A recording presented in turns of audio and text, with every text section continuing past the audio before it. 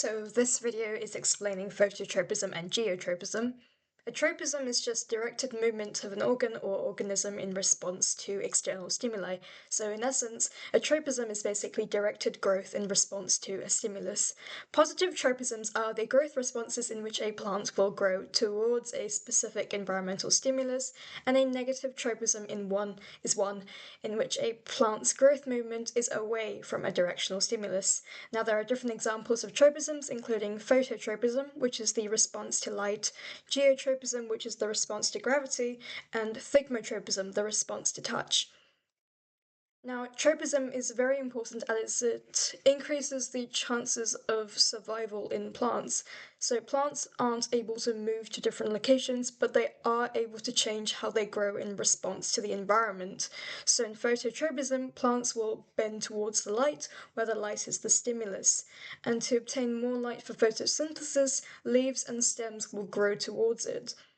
On the other hand, the roots will grow away from light, which is beneficial because roots obtain water and nutrients from the soil.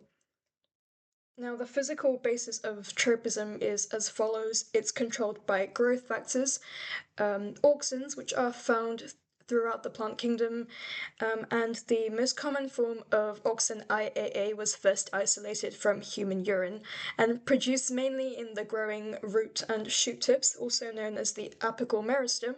The auxins will move to other plant parts, stimulating growth in stems and inhibiting it in roots, and it causes plants to grow towards the light. So in essence, auxin causes cell elongation in shoots and inhibits it in roots.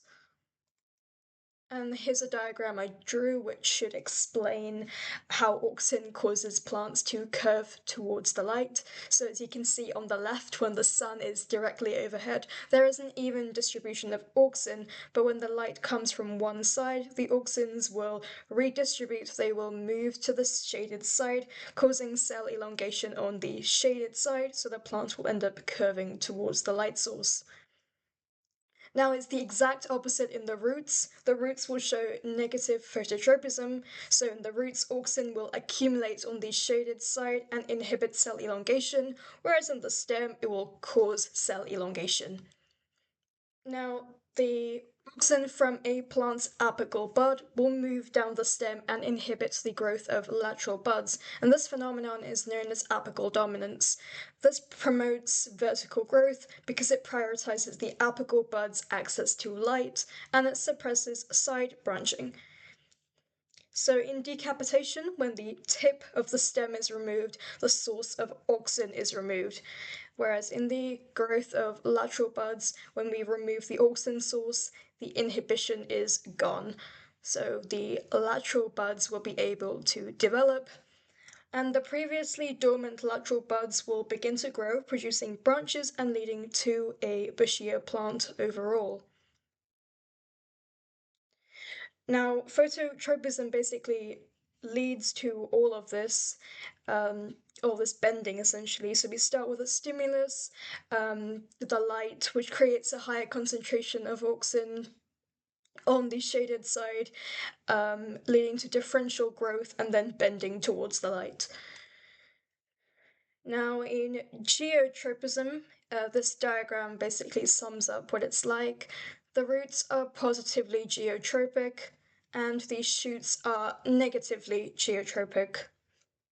Now, why are they positively geotropic?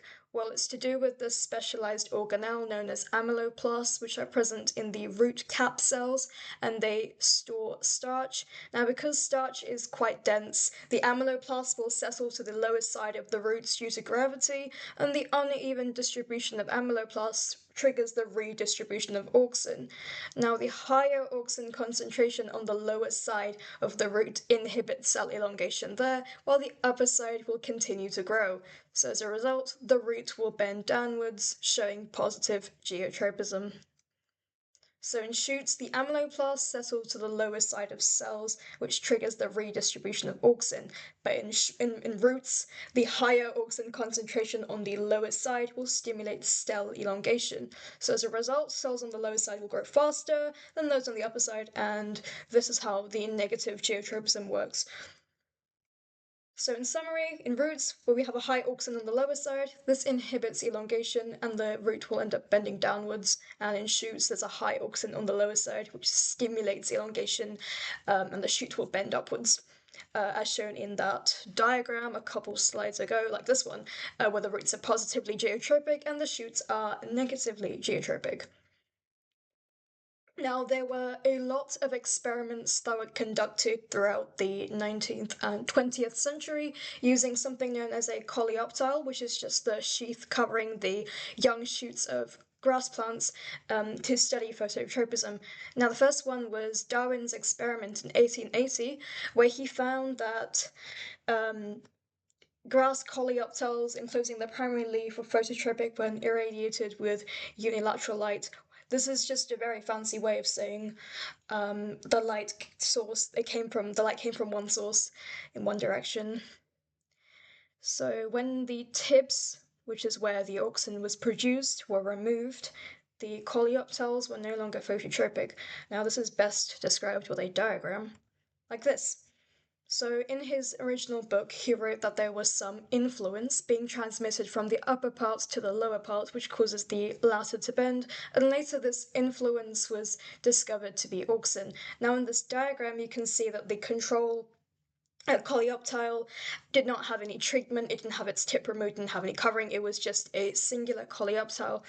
Now, there was one coleoptile in which the tip was removed, and you can see how there is no phototropic effect. It's not going to bend towards the light as its tip has been removed. Now, there's also one where the tip has been covered by an opaque cap, and this one will also not bend. And finally, the one where the tip is covered by a transparent cap, there will be bending towards the light source. The other one is the Boysen-Jensen experiment in 1913, which involved a impermeable block of mica being inserted within the coleoptile. So if it was inserted on the shaded side, there would be no phototropic effect, as the auxin would not be able to diffuse down the shaded side.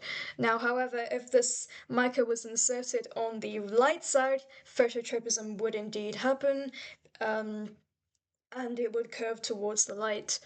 Now, the other experiment was one in which a block of gelatin was placed in between the severed tip and the rest of the coleoptile. Now, one thing to note here is that gelatin is permeable, which means that the auxin can diffuse from the tip to the rest of the coleoptile, which is why curvature still occurred, as the auxin that was produced in the tip was able to diffuse to the shaded side and curvature still occurred.